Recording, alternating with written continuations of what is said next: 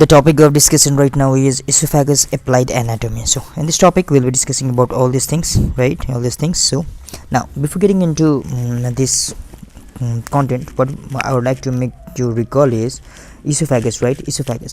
Okay, if you recall the lecture on histology, then we have what in histology we have mucosa, submucosa, right? We have muscularis externa and we have serosa, right, in maximum of the part. But in the case of esophagus, we don't have serosa, right? We don't have serosa. And if you just recall other fact, then we'll find that gallbladder also does not have serosa, and gallbladder will also not have one part of mucosa, and that is what muscularis mucosa. So that is the important point. Okay, now moving forward, what we have is esophagus. The length of esophagus is 25 centimeter in the case of adult and 10 centimeter in the case of newborn, right? Okay, now if you see right here, what is this? This is our esophagus, right? This is our esophagus. As you can see, this is our esophagus and it is 25 centimeter in length, right, in the case of adult. But in the case of child, we have 10 centimeter. Okay, this is esophagus, and this esophagus, which is longitudinal tube, right, it consists of various constriction, right? It consists of various constriction because of other organs. So you can see right here, you can see right here, right here, right here, right? Because of presence of other organ, you will find a lot of constriction within it. So we'll look toward the constriction. Now talking about total constriction, there are 4 constriction, right? Now what are the 4 constriction? The first one is it upper esophageal sphincter, right?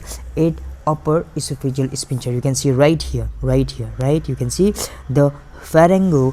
Okay, you can see right here pharyngo-esophageal junction. You can see pharyngo-esophageal junction right here. That means the upper portion is our pharynx and the lower portion is our our esophagus. Okay, that means at this junction, or we can say this is also, what is this? This is our upper esophageal sphincter, right? This is also upper esophageal sphincter. It is presented by what? It is presented by cricopharyngeus. It is presented by cricopharyngeus, right? Okay, now below that, if you'll see, then we have another constriction at the place where there is the presence of arc of aorta, right? At the place where esophagus will cross what? Arc of aorta. Here you have another constriction, right? Okay, now moving further a little bit down, what we have is we have bronchus, right? Okay, what we have is we have bronchus, and that is left principal bronchus, and at the place of left principal bronchus we have junction right here, and at that point also we have constriction, right? And further moving down, we have lower esophageal sphincter, right, at the place of right cruciate diaphragm, right? You can see right here. Okay, now these are the places where there will be constriction: first place, second place, third place, and fourth place. Or you can see right here it upper esophageal sphincter, right? And below that we have aortic arc crossover, right? And then we have left bronchus crossover, and finally we have lower esophageal sphincter.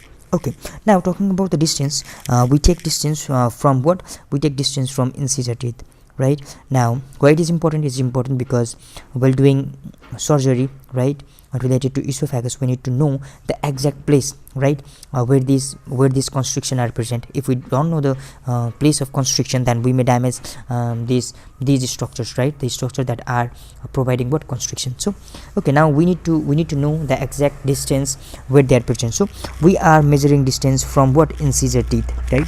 From our incisor teeth.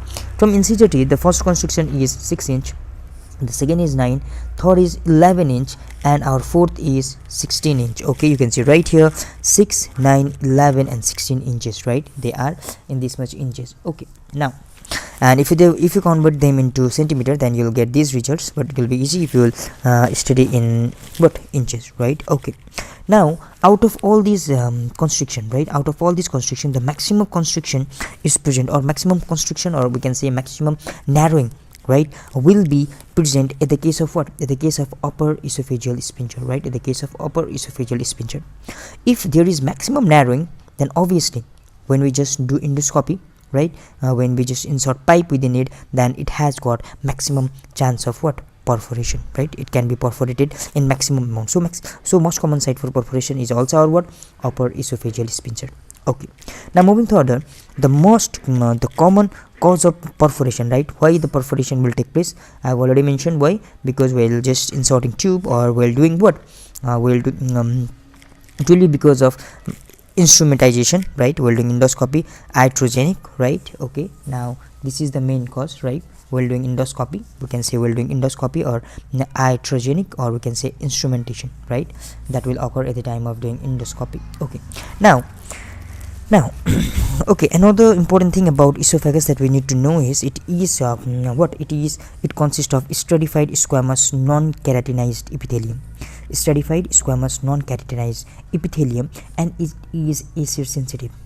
Now about this point, right, it is acid sensitive. Why it is important? It is important because we'll be studying about what we'll be studying about Barrett esophagus, GERDs, right, in which there will be acid reflux, and at that time, because of acid sensitivity, right, it will change its what epithelium into intestinal epithelium, right. So it is important.